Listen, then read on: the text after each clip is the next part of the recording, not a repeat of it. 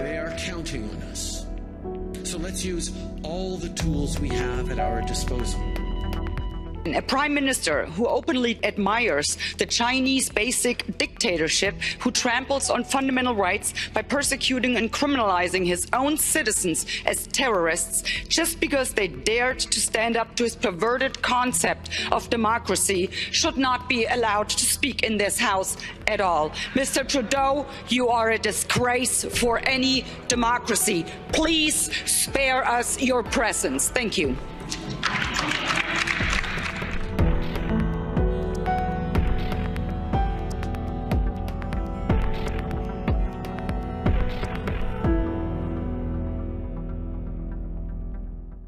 Conservative European member of parliament, and she cares about civil liberties and freedom and accountability. And she was very outspoken against Justin Trudeau and how he treated Canadians when they stood up to his government over his COVID mandates. Now, Christine's coming to Canada to meet with the people that she says inspired the world to stand up against COVID tyranny. Those people are Canadians, which is one thing that Justin Trudeau has never done, and that was meet with Canadians who stood up to tyranny. Now, the tour is called What Would Christine Anderson Do? And I can't wait for her to land here. You can get details at wwcadtour.com. Now, joining me now is European Parliament MP Christine Anderson in an interview we recorded earlier. Take a listen. This free episode of The Gun Show is brought to you by my mug.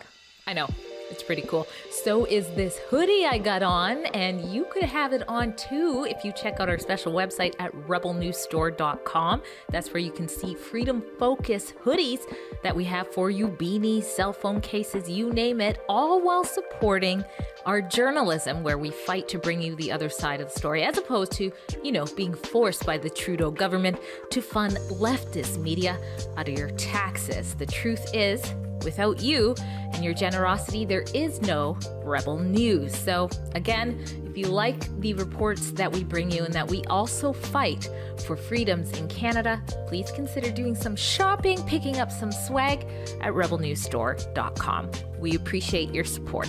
Now is Christine Anderson. She's a member of the European Parliament for the Alternative for Germany party.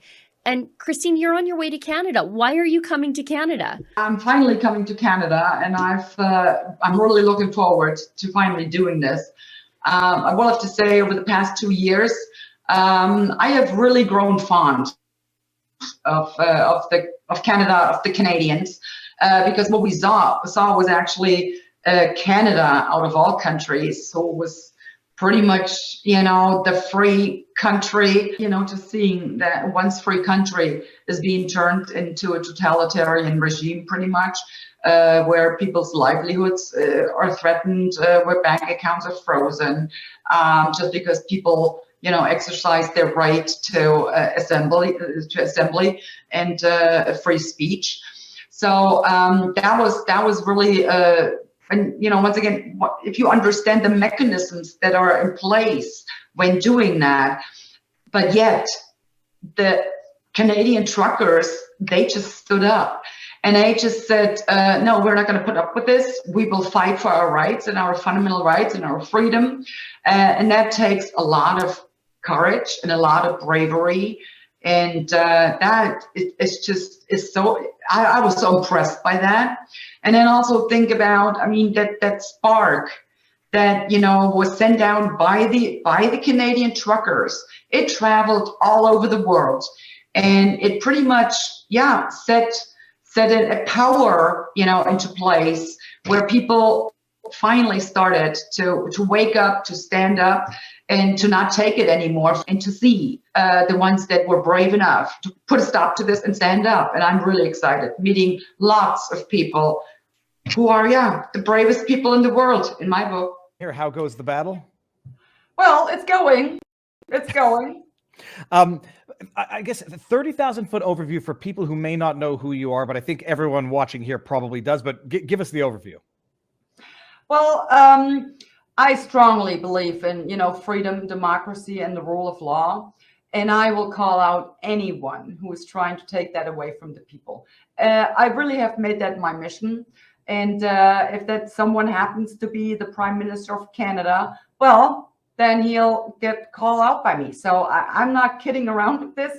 So yeah, that's what I do. You've been a member of Parliament since 2019, from what I understand. Exactly. What does that look like for those who don't have any idea as to how European Parliament works under the European Union? What does that look like? What does your job entail? I mean, as an well, I mean, you know, in theory, as any parliament, we should or are the institution that controls government. On EU level, it's a little different. We do not really have any competencies. We are not really a parliament, at least not by the standard of, you know, democratic principles. So, so we do not control budget or anything like that. The only thing we can do is like write nice letters to the EU Commission, who, by the way, was not elected. And they are pretty much running the show. So we can, you know, write nice letters and asking them, it would be really nice if you could do this, that, or the other. And if they don't, then they don't.